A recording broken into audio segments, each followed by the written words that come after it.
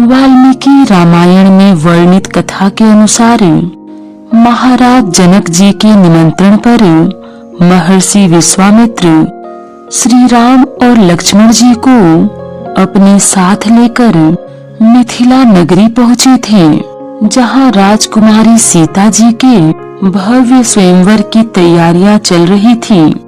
लक्ष्मण जी की इच्छा पर प्रभु श्री राम महर्षि विश्वामित्र की आज्ञा लेकर नगर भ्रमण को निकले। उन्होंने देखा कि नगर को बहुत ही सुंदर तरीके से सजाया जा रहा है।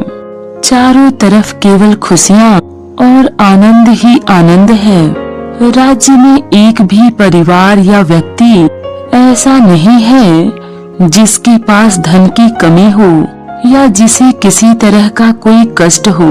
नगर में सभी एक दूसरे के साथ बहुत ही अच्छा व्यवहार करते हैं। अब जहाँ स्वयं महालक्ष्मी जी ने जन्म लिया हो, भला वहाँ धन धान्य और सुख ऐश्वर्य की क्या कमी। यहाँ प्रभु श्री राम और लक्ष्मण जी सुंदर नगर को देख रहे थे, तो वहीं नगर के लोग इकट्ठा होकर प्रभु श्री राम और लक्ष्मण जी को देख रहे थे। हाथों में धनुष बाण लिए दोनों भाई जहाँ भी जाते वहीं लोगों की भीड़ इकट्ठी हो जाती। सभी आश्चर्य से दोनों भाइयों को एकटक देखते और सोचने लगते कि आखिर ये कौन है। इससे पहले इतनी सुंदरता तो कभी देखी ही नहीं। ऐसा लगता है जैसे त्रिलोकी की सारी सुंदरता इन्हीं में समा गई हो। इनकी तो किसी से तुलना भी नहीं होती। श्री रामचरितमानस में गोस्वामी तुलसीदास जी लिखते हैं कि जैसे ही कोई व्यक्ति ये समाचार सुनता कि वही दोनों सुंदर और वीर भाई हमारी गली की तरफ आ रहे हैं, जिन्होंने पूरी नगरी को लुभा रखा है, सभी लोग घर बार और सब काम काज छोड़कर उन्हें देखने के लिए ऐसी दौड़ पड़ते जैसे कोई गरीब खजाना लूटने के लिए दौड़ पड़ता हो। उन दोनों भाइयों को देखकर लोगों को ऐसा लगता जैसे उन्होंने सब कुछ पा लिया हो। नगर की युवतियाँ अपने अपने घरों की खिड़कियों से उन दोनों भाइयों को एकटक देख रही थी। प्रभु श्री राम और लक्ष्मण जी को देखकर लोग आपस में तरह तरह की बातें भी करने लगे।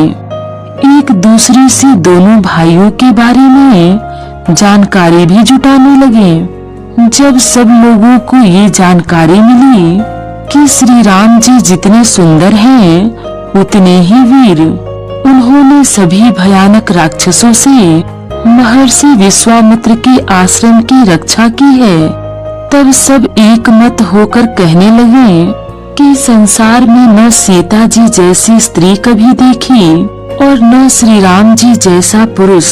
मिथिला नगरी के लोग आपस में बातें करने लगे कि कितना अच्छा हो कि अगर इन्हीं दोनों का विवाह हो जाए, फिर तो श्री राम जी मिथिला के जमाई बन जाएंगे और इस बहाने बार बार यहाँ आते रहेंगे। अब तो सब लोग प्रार्थना भी करने लगे कि श्री राम जी ही जानकी जी के योग्य हैं। राजकुमारी सीता जी का विवाह इन्हीं से होना चाहिए। फिर सब लोग ये सोचकर डर भी रहे थे कि इतने सुंदर और कोमल तन वाले श्री राम क्या भगवान शिव का पहाड़ जैसा भारी धनुष उठा पाएंगे, क्योंकि महाराज जनक जी तो अपनी प्रतिज्ञा तोड़ेंगे नहीं। सब लोग कहने लगे कि काश महाराज जनक अपनी प्रतिज्ञा भूलकर सीता जी का विवाह इन्हीं से करवा दे। सब लोग ये सोचकर अपने मन को मनाने भी लगे कि जिन्होंने मारीच और सुबाहु जैसे भयानक राक्षसों का वध कर दिया, वे भगवान शिव का धनुष भी अवश्य उठा पाएंगे।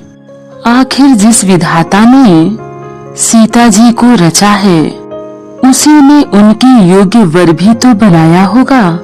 विधाता ने श्री राम जी को सीता जी के लिए ही यहाँ भेजा होगा। यह शिव धनुष कोई साधारण धनुष तो है नहीं, उसे केवल अपने बाहुबल से नहीं उठाया जा सकता है। शिव धनुष को तो वही उठा पाएगा जिसे राजकुमारी सीता के लिए ही रचा गया होगा। फिर सब लोग अपने अपने पुण्य कर्मों को भी मनाने लगे कि श्री राम और सीता जी की सुंदर जोड़ी के जल्द ही दर्शन हो। मिथिला नगरी में विवाह से पहले माता गौरी की पूजा आराधना का विधान है। माता गौरी की सच्चे मन से उपासना करने से विवाह में आने वाली सभी समस्याएं और बाधाएं दूर होती हैं और मनवांछित वर का वरदान प्राप्त होता है। महारानी सुनैना जी अपनी लाडली पुत्री राजकुमारी सीता जी को गौरी मंदिर में जाकर उनकी पूजा आराधना करने की आज्ञा देती हैं और कहती हैं कि माँ गौरी जी के चरणों में ध्यान लगाना और सच्चे मन से प्रार्थना करना कि वे तुम्हें तुम्हारे योग्य ही वर दे। अपनी माता की आज्ञा से सीता जी अपनी बहनों और सहेलियों के साथ गौरी पूजन के लिए पुष्प वाटिका की तरफ चल पड़ी, जहाँ माता गौरी जी का बहुत ही सुंदर मंदिर स्थापित था। इधर श्री राम जी भी गुरु की आज्ञा से लक्ष्मण जी के साथ पूजा के लिए फूल लेने उसी पुष्प वाटिका में आए थे। वहीं अपनी सहेलियों के साथ सीता जी प्रसन्न मन से माता गौरी के मंदिर में गईं, जहां उन्होंने बड़े प्रेम से पूजा की और अपने योग्य वर मांगा। इतने में ही सीता जी की एक सहेली फूल लेने के लिए मंदिर से बाहर चली गई कि तभी उसकी नजर श्री राम और लक्ष्मण जी पर पड़ी। वह दौड़कर सीता जी के पास गई और कहने लगी कि हे राजकुमारी जी, बस एक बार श्री राम जी की ओर देख लो, जिन्होंने अपने रूप से सभी को अपने वश में कर रखा है। सभी सहेलियों के बार बार कहने पर सीता जी मान गईं। सीता जी सभी सहेलियों के साथ मंदिर से बाहर निकली और श्री राम जी को ढूंढने लगी कि तभी सीता जी को एक बेल के पीछे से श्री राम जी आते हुए दिखाई दिए। वहीं श्री राम जी की भी नजर सीता जी पर पड़ी। दोनों एकदम से सब कुछ भूलकर एक दूसरे को देखकर ऐसे प्रसन्न हुए जैसे वर्षों से बिछड़े दो प्रेमी फिर मिल गए हों। प्रभु श्री राम और माता सीता क्षीर सागर के पुराने प्रेमी हैं। दोनों के पुराने और सनातन प्रेम को कोई देख नहीं पाता है। दोनों की इस मानवीय लीला में कोई उनके दैवीय प्रेम को समझ न सका और न कोई उसके बारे में जानता था कि वैकुंठ लोक से पृथ्वी पर आने के बाद यानी इस मानवीय रूप में ये इन दोनों की पहली मुलाकात थी। लेकिन दोनों की इस भेंट में जो ध्यान देने वाली बात है वो है दोनों का मर्यादा पूर्ण आचरण। पुष्प वाटिका में श्री राम जी को देखकर माता सीता व्याकुल हो उठी। अब उनका मन कई तरह की आशंकाओं से घिर उठा। उन्हें पता था कि उनके पिताजी ने उनके विवाह के लिए प्रतिज्ञा की है और देश विदेश से हजारों राजा महाराजा राजकुमार आदि उनके स्वयंवर के लिए जनकपुरी भी आ चुके हैं। लेकिन इसी बीच माता सीता को पहली नजर में ही प्रभु श्री राम से प्रेम हो जाता है। प्रीत जितनी गहरी होती है, आशंकाओं की लहरें भी उतनी ही अधिक होती हैं। यही हाल उस समय सीता जी का था।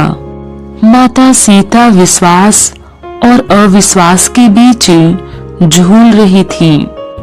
ऐसे में सीता जी अपने मन की बात किसी को नहीं बता पाती, लेकिन उन्हें अपने तप, प्रेम और भगवान पर पूरा विश्वास था। वे यह भी जानती थी कि उनके पिता ने उनके विवाह के लिए जो कठिन शर्त रखी है वह बहुत सोच समझकर ही रखी है। तब सीता जी सीधे माता गौरी के पास जाती हैं और अपने मन की सारी बात उन्हीं को बता देती हैं। सीता जी पहले माता गौरी की स्तुति करती हैं और कहती हैं कि आप तो सभी के हृदय में निवास करती हैं। मेरे मन की बात तो आप जानते ही हैं और इसीलिए मैंने अपने मन की बात प्रकट नहीं की। और इतना कहकर सीता जी माता गौरी के चरण पकड़ लेती हैं। मोर मनोरथ जानहु नीके, बसहु सदा उर पुर सबही के, किन्हेउ प्रगट न कारण तेहि, अस कहि चरण गहे बैदेही। सीता जी के मधुर स्वर और उनकी करुण पुकार सुनकर माता गौरी बहुत प्रसन्न हो गईं। उनके गले की माला खिसक गई और सीता जी के गले में आ गई। माता गौरी मुस्कुराते हुए सीता जी से कहती हैं, तुम्हारी मनोकामना पूर्ण होगी। तुम्हें जिससे प्रेम हो गया है वही स्वभाव से सुंदर वर तुम्हें मिलेगा। श्री राम करुणा निधान और सुजान हैं। तुम्हारे स्नेह को वो भली प्रकार जानते हैं। माता गौरी की बात सुनकर सीता जी अत्यंत प्रसन्न हो गईं। वे उन्हें बार बार धन्यवाद देते हुए प्रसन्न मन से राजमहल की ओर लौट चली। वहीं प्रभु श्री राम ने पुष्प वाटिका में सीता जी को देखते ही यह प्रतिज्ञा कर ली कि राम के जीवन में सीता के अतिरिक्त कोई दूसरी स्त्री कभी नहीं आएगी। स्वयंवर के समय जब श्री राम जी भगवान शिव का धनुष उठाने के लिए चलते हैं, तब सीता जी सभी देवी देवताओं को मनाने लगती हैं और कहती हैं कि हे भगवान शिव, पार्वती जी मुझ पर प्रसन्न होइए। मैंने आज तक आपकी जितनी भी सेवा की है उसे सफल कर दीजिए और मुझ पर स्नेह करके धनुष के भारीपन को हर लीजिए। हे भगवान गणेश जी, मैंने आज ही के लिए आपकी इतनी सेवा की थी। मेरी विनती सुन लीजिए। अगर तन मन और वचन से मेरा प्रण सच्चा है और अगर वास्तव में मेरा मन श्री रघुनाथ जी के चरण कमलों में ही लग गया है, तो सबके हृदय में निवास करने वाले भगवान मुझे श्री रामचंद्र जी की पत्नी अवश्य बनाएंगे। क्योंकि जिसका जिस पर सच्चा स्नेह होता है वह उसे मिलता ही है और इसमें कोई संदेह भी नहीं है। उस समय सीता जी के मन की दशा और अपने प्रति उनका इतना प्रेम देखकर प्रभु श्री राम जी मन ही मन बहुत प्रसन्न हुए। उन्होंने बिना देर किए एक ही हाथ से भगवान शिव का धनुष उठा लिया। धनुष बहुत पुराना था, इसलिए प्रत्यंचा चढ़ाने के प्रयास में वह धनुष टूट गया। सीता जी अत्यंत प्रसन्नता के साथ वरमाला भगवान श्री रामचंद्र जी के गले में डालने के लिए आगे बढ़ी। आकाश से सभी देवी देवता फूलों की वर्षा करने लगे। उस समय महाराज जनक, माता सुनैना, सीता जी की बहनों, सहेलियों और सभी मिथिला वासियों की खुशी का अंदाजा लगाना बहुत कठिन था।